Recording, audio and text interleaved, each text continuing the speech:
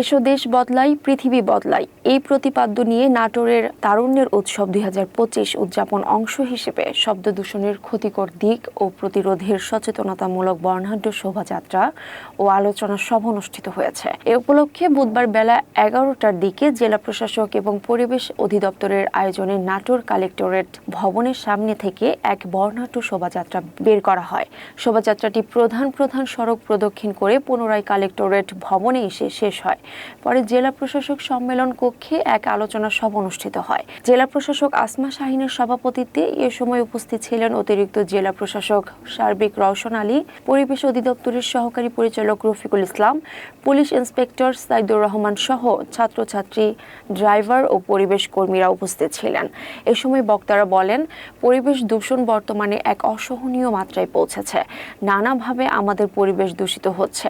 পরিবেশ দূষণের অন্যতম কারণগুলির মধ্যে শব্দ দূষণ একটি।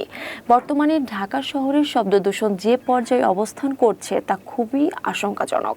সেটা সমস্যা মনে হলেও আমাদের অসচেতনতার কারণে আমরা প্রায় বলে থাকি এটার নিরসন সম্ভব নয়, কিন্তু এই সমস্যাগুলো মানুষেরই তৈরি।